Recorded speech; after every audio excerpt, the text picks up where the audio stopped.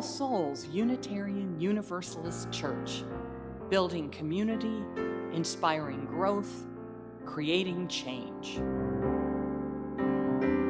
Here in the heart of Kansas City, we come together to create this hour of shared reflection so that we might be renewed in courage for these times and inspired to lives of greater dignity, higher purpose, deeper generosity, and more effective action. If you are new to Unitarian Universalism or to our congregation, we want to get to know you and share part of your journey. If this place is already your spiritual home, welcome once more. We need one another, and it is good to be together again. Because we care for one another's safety, our congregation is gathering online during this long season of coronavirus pandemic.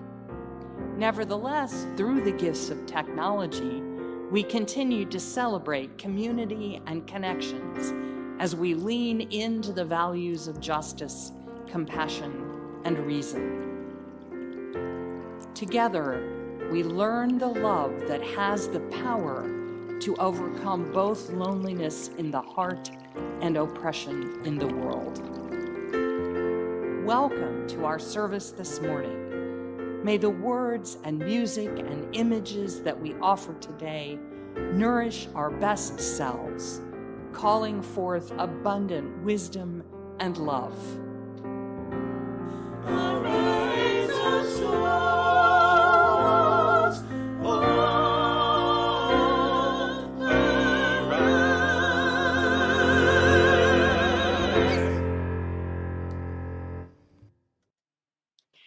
Good morning, and welcome to this hour of online worship with the All Souls Unitarian Universalist Church of Kansas City.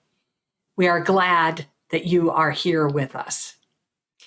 Today, we greet the first days of the autumn season, noticing a change in the weather and the earlier twilight of shortening days.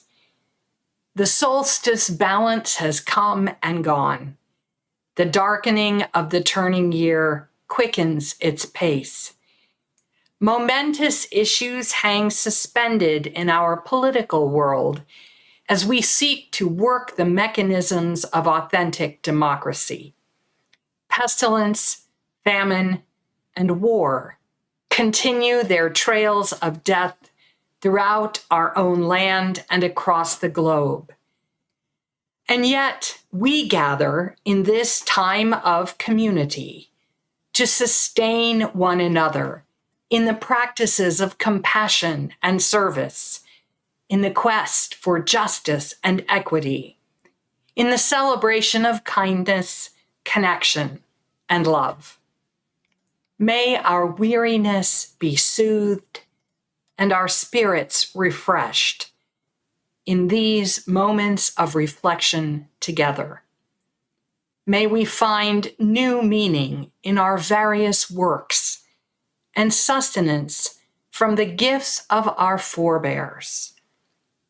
May we lift up our hearts in gratitude for the life we share and dedicate ourselves again to act with integrity and creativity on the long pilgrimage toward ever greater human dignity, abundant joy, and peace. My colleague Laura Thompson kindles her chalice with these words: "Across the distance, the light from within me shines, sending love to all. Across the distance, your light is the fuel that warms me and keeps my own light aflame. Together, we keep the glow and warmth of community burning brightly."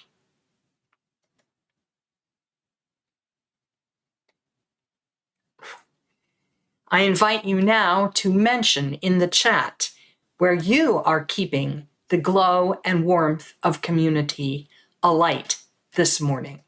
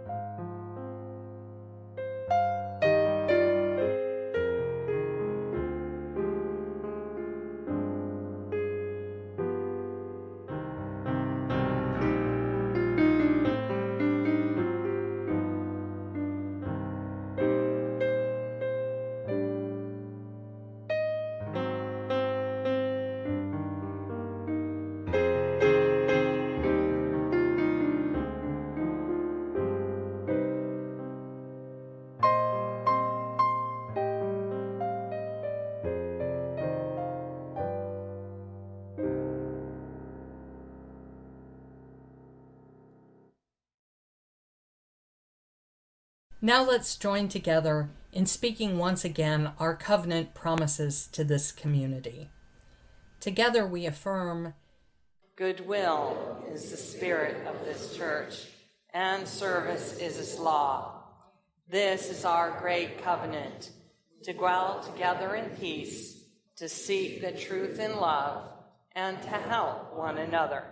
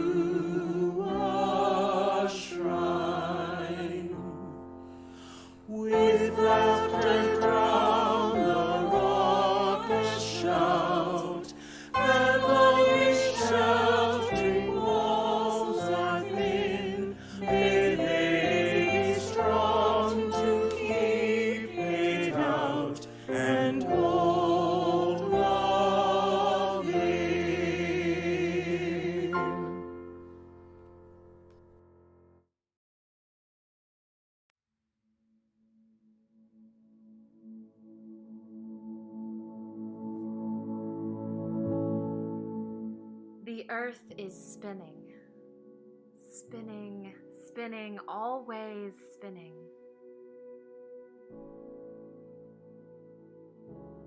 And we are on the earth as it spins. We are of the earth as it spins.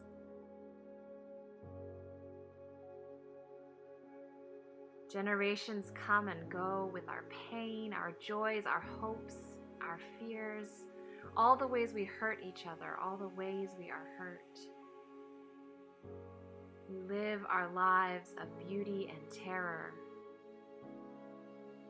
and the earth keeps spinning.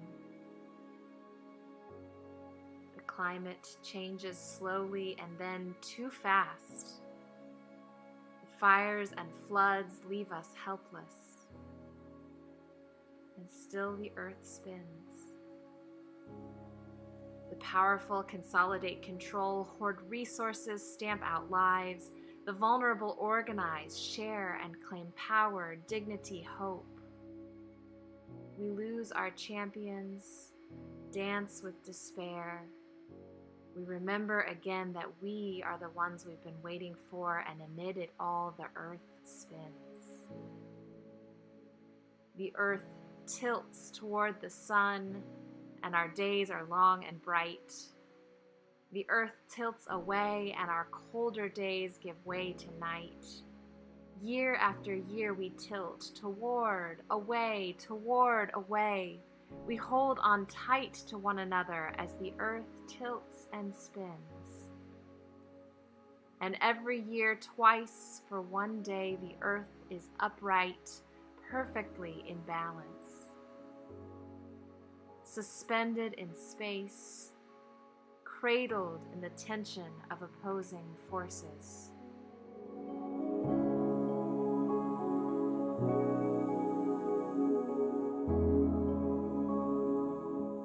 We pause from the tilting, even as we continue to spin. We pause. Step off for a moment. Rest outside of time.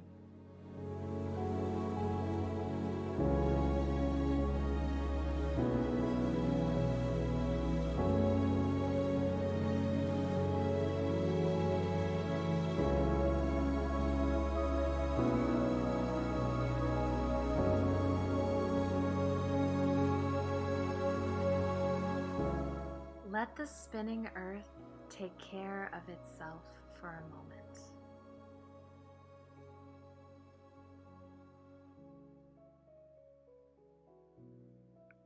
Remember that the universe is very big and we are very small. And every one of us is precious, made of stars. Every one of us held like our blue planet in balance for just this moment.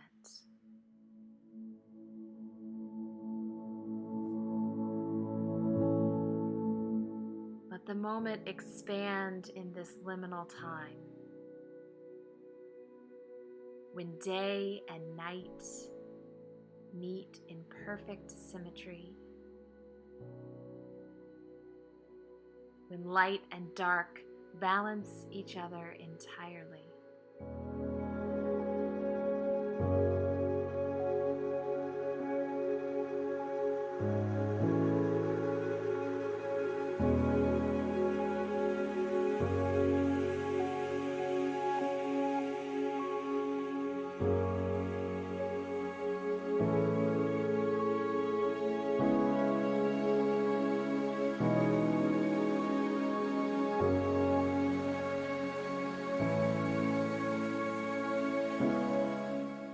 Let a spaciousness open in your heart as the rising of the sun and its setting pull the day and night forth in equal measure.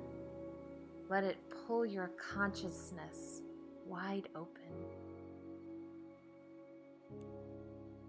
Let a stillness come over you in this moment between the night stretching behind you, the day stretching in front.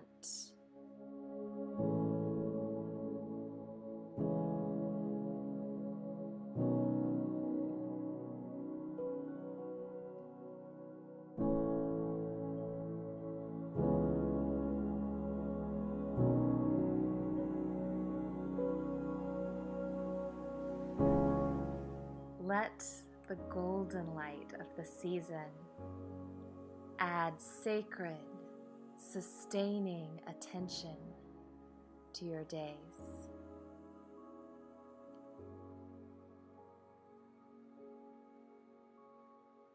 Let your breath find the symmetry the dark and the light, sun ray and shadow.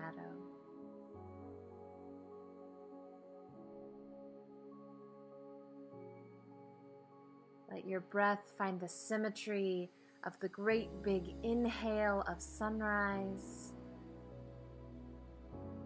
and the long sigh of its setting.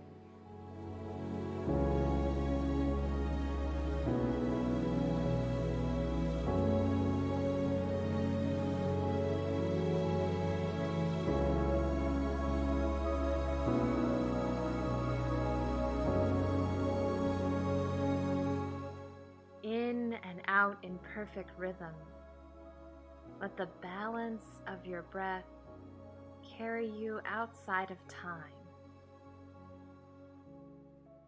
to the place where you are held in possibility, wordless and true.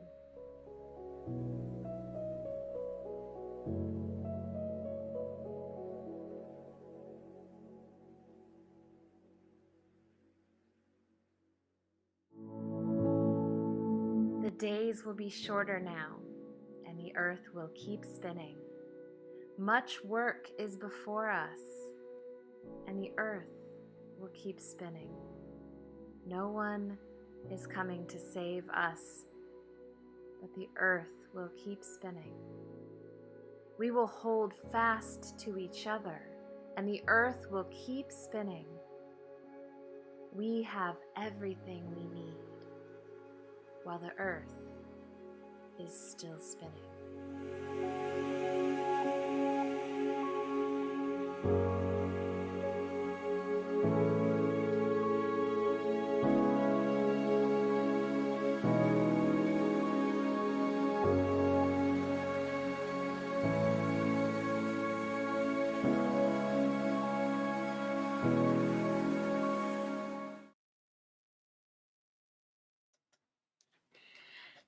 In 1869, Frances Gage, an activist in the anti-slavery, women's rights, and temperance movements, best known to the public as Aunt Fanny, speculated about how, now that the nation had the Civil War behind it, social reform might pick up the pace. In the song 100 Years Hence, she imagined what progress could be made over the following century and what things might then look like in 1969. 50 years on, those of us who remember 1969 must surely smile at her expectations about timing. But her generous hopes for what human beings would be able to achieve if they worked together still have the power to make us a little wistful. Many of the improvements that Gage foresaw have not yet come to pass, but her prophetic vision shows that our generation is not alone in our yearnings for a transformed society. In the same way, we are not the first to envision a church of free conscience, intellectual integrity, warm fellowship, and a generosity of service to those in need. Today, we carry on the legacy of that vision and seek to build an ever stronger community, in part through our ample financial support, so that our church has the ability to be a responsible employer, a contributing neighbor, and a resource in the city. In that hope, we invite your donation to the mission and work of this congregation. Details for online giving appear in the chat, or you can use the links on our website or mail a check directly.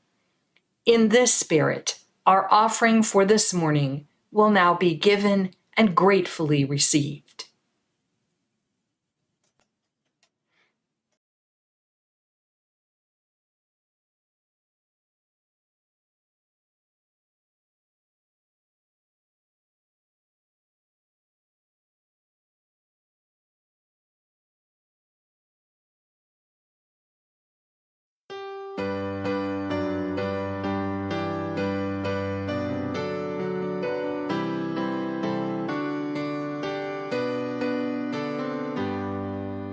100 years hence, what a change will be made in politics, morals, religion, and trade, in statesmen who wrangle or ride on the fence. These things will be altered 100 years hence. All cheating and fraud will be laid on the shelf.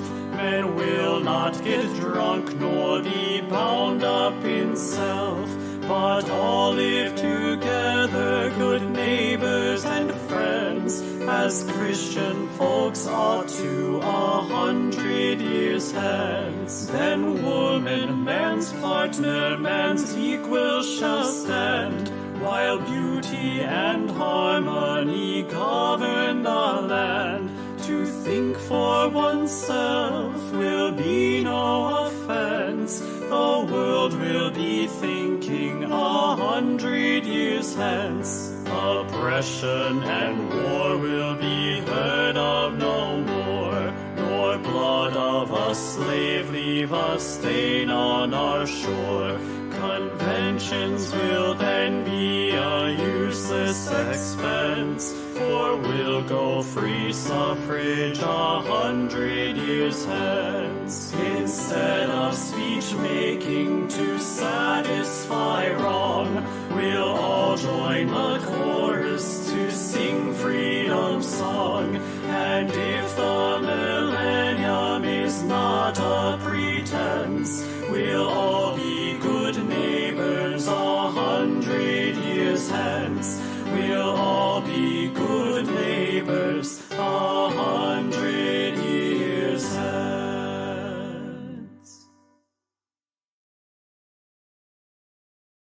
Let's say together the words of dedication for our offering. We dedicate our offerings and our actions to the mission at the heart of this congregation, to build a respectful, caring community, to inspire personal and spiritual growth, and to create change toward a just and compassionate society.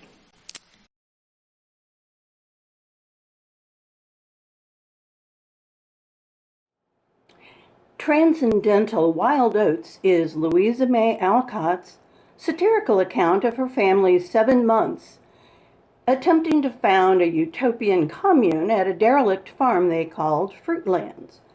As a sharp-eyed child of 10, she took unsparing measure of the adults involved in the project, including her idealistic father and practical mother, as they sought to bring their high-minded convictions to life in the rural suburbs of Boston. Each member is to perform the work for which experience, strength, and taste best suit them, proclaimed the co-founder, Teeman Lyon. Thus, drudgery and disorder will be avoided and harmony prevail. We shall rise at dawn, begin the day by bathing, followed by music, then a chaste repast of fruit and bread. Each one finds congenial occupation till the meridian meal, when some deep, searching conversation gives rest to the body and development to the mind. Healthful labor again engages us until the last meal, when we assemble in social communion, prolonged till sunset, when we retire to sweet repose, ready for the next day's activities. What part of this work do you incline to yourself? Asked Sister Hope with a humorous glimmer in her keen eyes. I shall wait till it is made clear to me.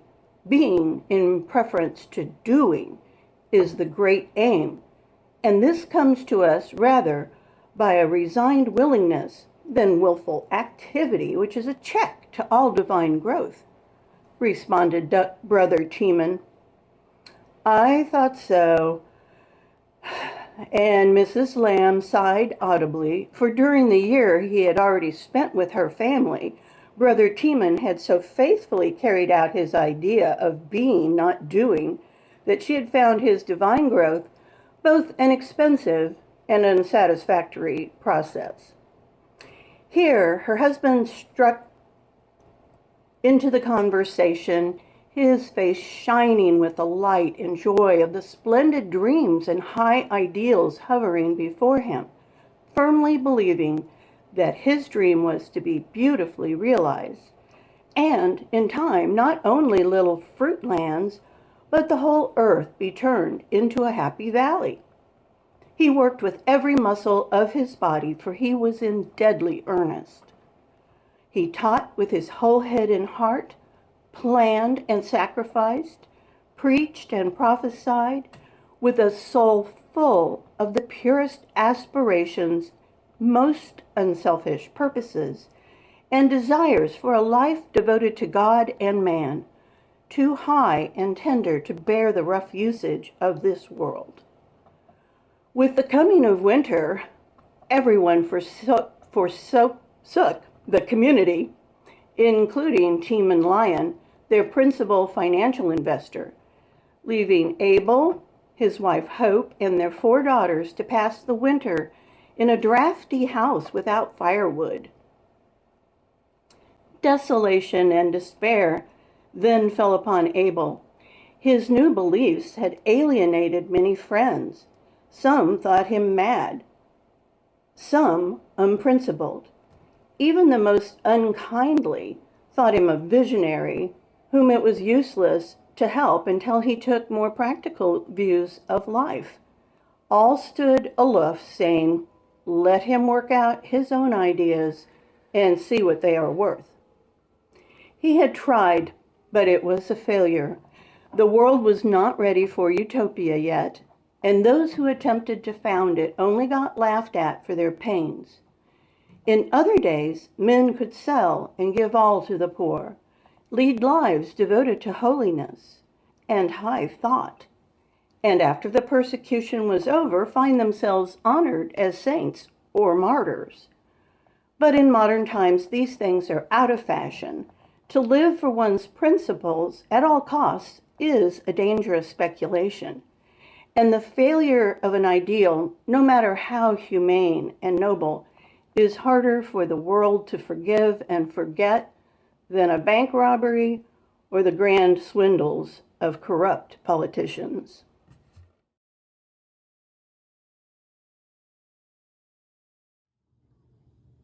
From After the Good News by Nancy MacDonald Ladd.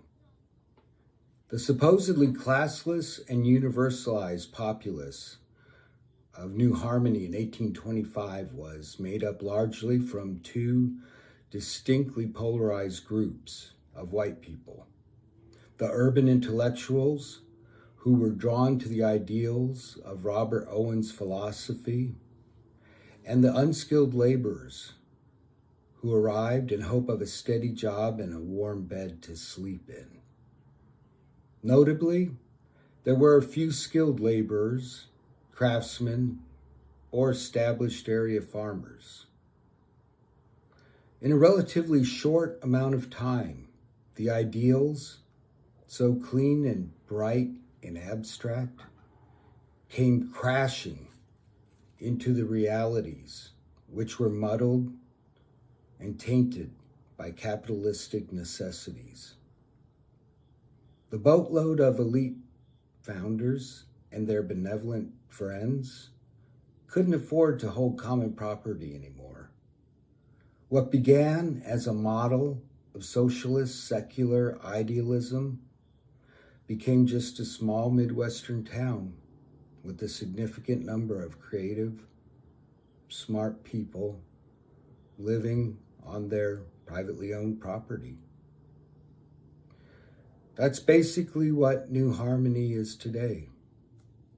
It's a small Midwestern town with many retirees, some cute historic buildings, and a higher than average population of feminist theorists, avant-garde spiritual seekers, modernist gallery owners, and artisanal soap makers.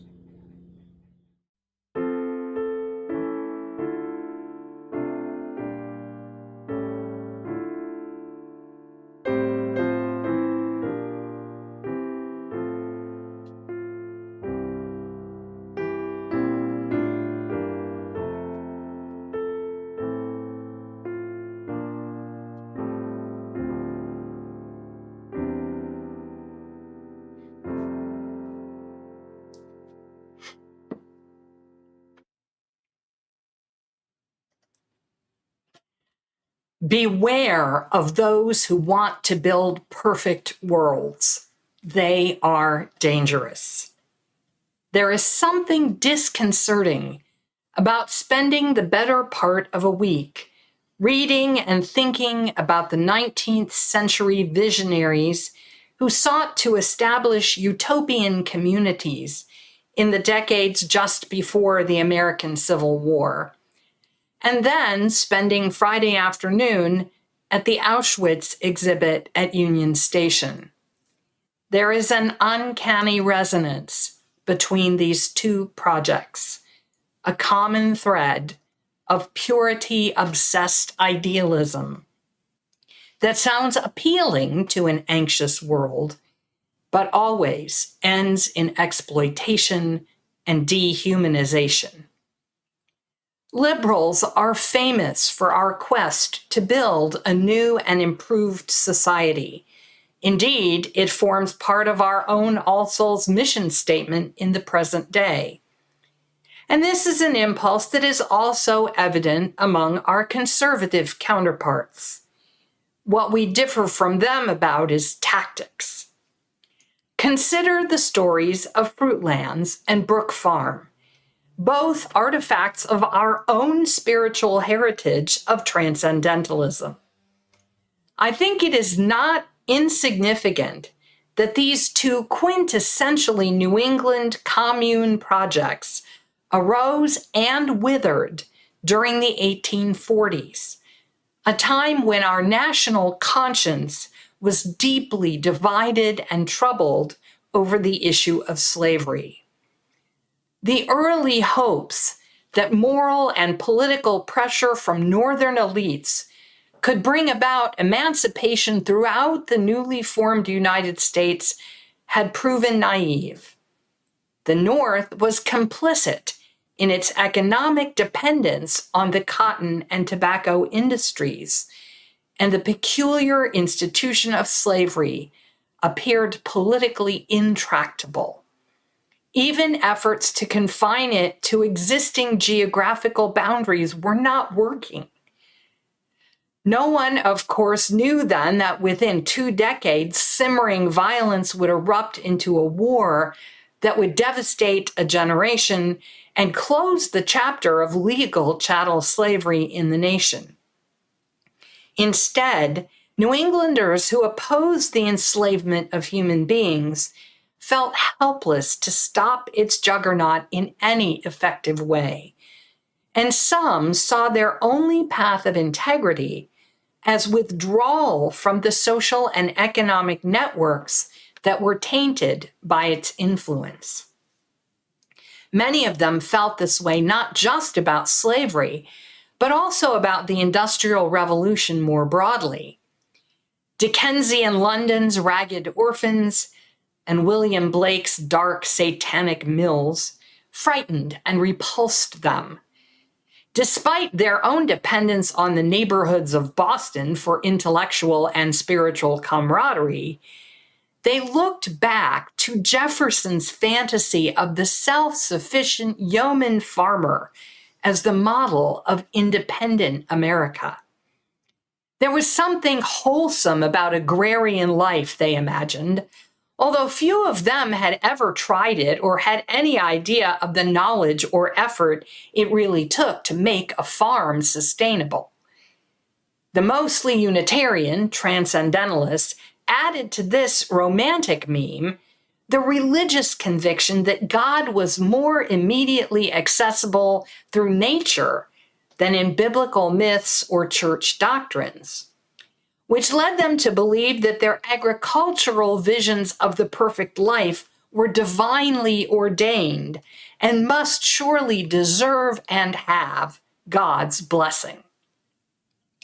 It is actually a testimony to Yankee pragmatism that despite these philosophical appeals, Bronson Alcott's so-called consociate family at Fruitlands had only as many as 11 members at the height of its 7 months of existence, and George and Sophia Ripley's Brook Farm with as many as 70 boarding and paying visitors, had only 17 actual community residents for much of its 6 years. The Unitarian author Hawthorne initially hoped to marry and settle his family at Brook Farm, but found that the healthful physical labor expected of its participants, if faithfully undertaken, left him too exhausted to be productive as a writer. Both of these spiritual adventures began with high-minded hopes. The Ripleys intending to prosper and offer return to their initial investors, and the Alcotts intending to eschew the use of money altogether as a corrupting influence. However, neither group ever outgrew their dependence on donations of financial support from interested outside observers, and both eventually failed as either productive farms or self-supporting enterprises. Both had aspired to remove themselves from entanglement with the exploitations of slavery and industrialism. The Fruitlands group also sought to renounce exploiting animals by adopting a vegan diet, not employing the labor of farm animals, and by avoiding wearing of wool or silk or leather or cotton, the product of enslaved people. Liquor was obviously excluded not only on principle but also by virtue of cost, and coffee and tea were soon added to the list of needless stimulation and expense. It is ironic that all of these renunciations were made in order to achieve happiness for the participants. Unlike earlier Christian utopian communities, not as a reward for ascetic living to be enjoyed after death, but as an ethically and spiritually elevated form of the present life. It was, they thought, the way that human beings were meant to live, and naturally would live if it were not for the corruptions of urban society. Yet the resulting privations were so disagreeable in practice that they could not be sustained for longer than a few years, even though the communities had to resort to various forms of moral pressure and coercion in order to enforce them. This is where the story goes grim and connects to the German experiment a century later of seeking to engineer a quite different version of the perfect society. The thing that keeps transcendental utopianism quirky and amusing is that whenever the participants became too disillusioned with their new order, they could simply abandon the project and leave, which they regularly did. It was less optional for the women and children. As a result, they suffered more drudgery and privation than the male philosophers who structured the projects without always consulting their dependents. Louisa May Alcott looked back on the Fruitlands adventure with wry amusement for her own experience as a 10-year-old, but with real anger for what her mother went through trying to compensate for her husband and his friends' eccentricities and ineptitude. The other saving grace for all the 19th century American efforts to establish the perfect society is that none of them ever had any large amount of political or legal power. The closest exceptions to this were Scottish reformer Robert Owen's New Harmony, which he founded in Indiana as a larger version of his successful factory mill reforms in New Lanark, Scotland, and in the 1880s town founded and owned by George Pullman for the benefit of workers in his railroad car construction and leasing business. Both of these wealthy philosophers come social engineers were able to impose their visions on the people who worked for them. And to that extent, their communities were more coercive than the Transcendentalists. Owen came to the United States because he felt that his successful labor reforms in New Lanark could not be carried to their ultimate conclusions among the inflexible traditions of Scottish society. While he bought and owned the town of New Harmony, he did not actually employ its residents, which meant that they were not as dependent upon him as his previous factory workers. And the cooperative project failed within 2 years, taking with it a significant part of Owen's fortune, after which he returned to Scotland and became an advocate for public education. The American industrialist George Pullman, by contrast, did employ all the residents of his planned and company-owned town of Pullman, Illinois. While it was originally intended as a benevolent alternative to the squalid conditions in which many workers lived in the late 19th century, the community ultimately became both financially exploitive of the occupants as well as intrusive into their lives and households in the effort to enforce Pullman's ideas of desirable lifestyles. Independent newspapers, or indeed any public discussion of dissatisfactions, was forbidden. When he unilaterally lowered wages and increased working hours in response to changing market conditions 12 years into the town's existence, violent nationwide strikes ensued. After Pullman died within 5 years of the strikes, the company sold the town, and it was soon annexed by the city of Chicago, where it is now a historic neighborhood with several recognized landmarks from those early days. What seems clear to me from all of these examples is that the violence of the resistance against the imposed restrictions of an ideal community's founding visionary is directly proportional to the coercion available to its authorities to enforce those purities, whatever they may be. The most enduring and prosperous experiments in ideal communal living have always been among religious groups who expect to find their happiness not in this world, but in the next, and thus are less vulnerable to present disappointments and dissatisfactions. The Nazis, of course, took the opposite approach to establishing their elevated society. Rather than create a model to demonstrate how an ideal community would function, they set about to eliminate what they saw as the impurities and enemies that prevented good Aryan Germans from realizing their natural harmony and noble destiny. In that process, they dehumanized, enslaved, and slaughtered millions of people. And whether they carried out this perceived duty grimly or gleefully matters little. The point is that their loyalty to a vision of perfection and to its visionary prophet overrolled all the constraints of morality and humane feeling that we consider normal. The point is that the difference between a visionary and a fanatic is entirely defined by the amount of coercion they and their followers are willing to exert to enforce their ideals upon the unenlightened. Who knows what silly head-in-the-clouds dreamer Bronson Alcott might have become had he ever been given any real power to bend others to his transcendental will.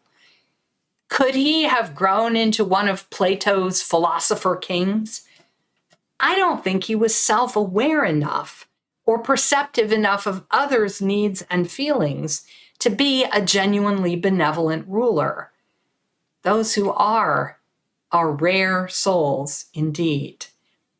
In fact, I suspect that the first glimmer of spiritual maturity dawns when I realize that I am not one of those rare souls. And the second follows when I discover that you probably are not either. And I further suspect that such awareness is going to be indispensable in the days now immediately ahead of us. We have seen all too clearly the rise of one massively unqualified and venal prophet, offering not a new vision, but an old one, urging America to return to a culture of alleged greatness by purifying our society of disloyalty and dissent.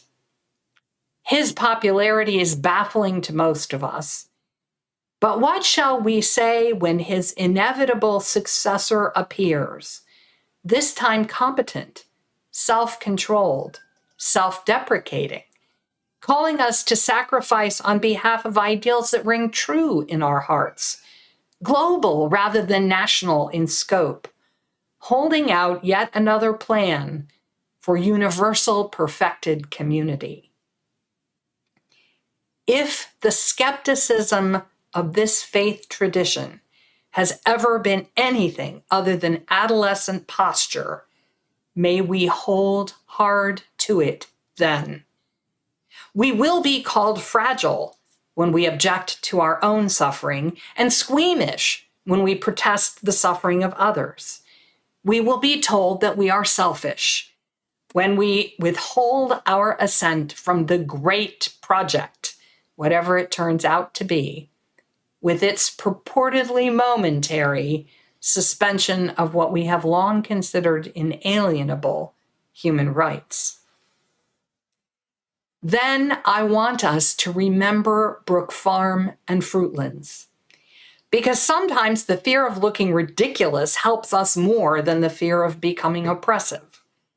Then I want us to remember Pullman and New Harmony, because the fact that someone can buy or build a whole town out of their accumulated wealth does not, in fact, give them the right to order the lives of all who live there according to the owner's personal fantasies. I want us to remember that each of us, and everyone else too, can easily design a perfect society, as long as we assume that all the participants will do as they are told. And remember also that real people never do. I want us all to remember that the dissent we suppress in the service of our ideal vision is the lifeblood of human authenticity every time. The imagining of utopias is an ancient human endeavor back to the Greek philosophers and the pyramid-building Egyptians and the Sumerians, and before that, probably. It is woven deeply into our own free-thinking heritage, which teaches us to question received wisdom. Why wouldn't we seek to build a more just, creative, compassionate society than the one we have? Why wouldn't we try to help one another grow into the kind of people who could bring such a vision to life? Aren't we always called upon to separate ourselves from complicity with injustice and exploitation, to be the change we want to see, to bestow a better world upon those who come after us? We are, of course. And at the same time, we also need to nurture the humility that comes with knowing we aren't the first to want a new culture, purified of the evils of long-standing corruption. And knowing that along with that yearning comes the impulse to nudge everyone who doesn't quite cooperate in the direction of our vision, just a bit harder and harder, until we cross a threshold that all our good intentions cannot justify. Just after the turn of the 20th century, with all the antebellum utopian experiments behind them and the seeds of the Nazi nightmare yet to be sown, the humanist pioneer Felix Adler wrote a hymn which located the human longing for ideal community not in heaven with God, but in the glorious golden city that all people, the humble and the exalted together, might build, even in the finite error and anguish of this imperfect world. It reflects the hopes that stirred in Bronson Alcott and George Pullman and all the utopian dreamers. The desire to bequeath a better, nobler life with less suffering to future generations. In the awareness that we are their heirs in so many ways, let us sing.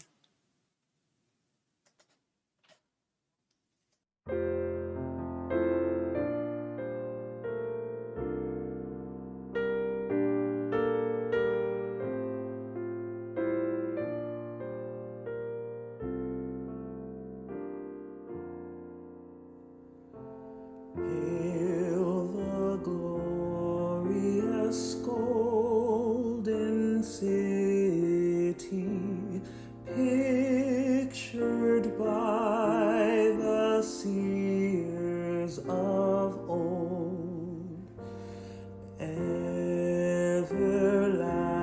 Everlasting light shines o'er it, wondrous things of it are told. Wise and righteous, peaceful neighbors dwell within its gleaming wall.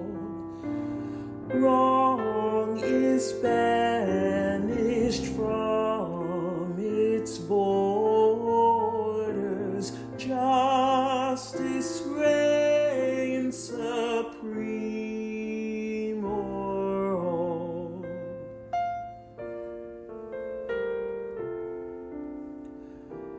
We are builders of that city, all our joys and all our groans help to rear its shining ramparts. All our lives are building stones, whether humble or exalted, all are called to task divine.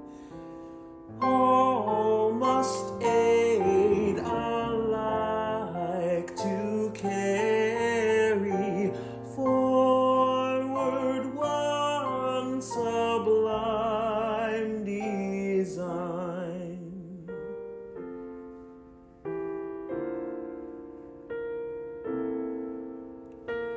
Let the work that we have builded, oft with bleeding hands and tears, oft in error, oft in anguish, last beyond our passing years. Let it live and shine transfigured in the coming rain of light. May it raise the joyful splendor of the city of the light.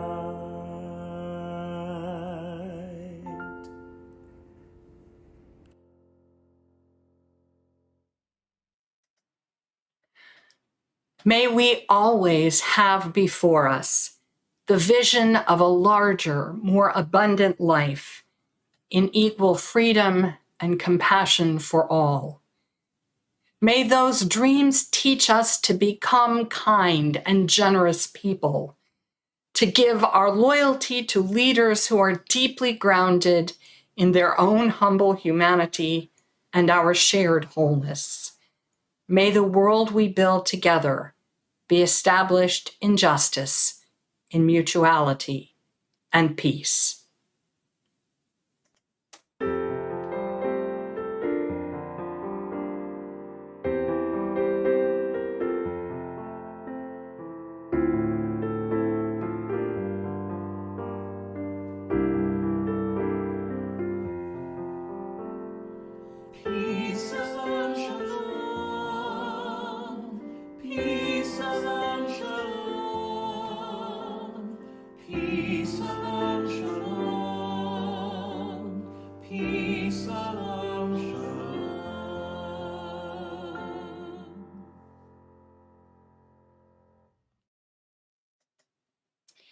We extinguish this flame, but not the light of truth, the warmth of community, or the fires of commitment.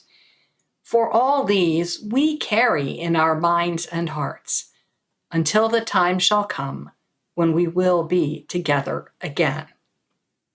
Thank you so much for joining us at this morning's service. We invite you now to conversation and fellowship at our congregational connection. You can find that link here in the chat or at our All Souls website homepage. If you have not already done so, please take a moment to complete our Board of Trustees brief survey about your preferences for safety precautions and criteria for returning to in-person worship indoors in our building. The link to it is in the most recent Flickr email update, can also be found in the next edition of our monthly newsletter, The Flame, as well as at our website. Plan to be part of our online conversation about these questions following next week's service and or in person on the patio after our outdoor service on October 12th, weather always permitting. If you do not currently receive the newsletter and weekly update and would like to, please call or email the church office and let us know. We hope you will plan to be with us next week when we will consider what it might mean to be fit for survival in this evolutionary moment. Until then, please, everyone, take care, stay safe, and be well this week.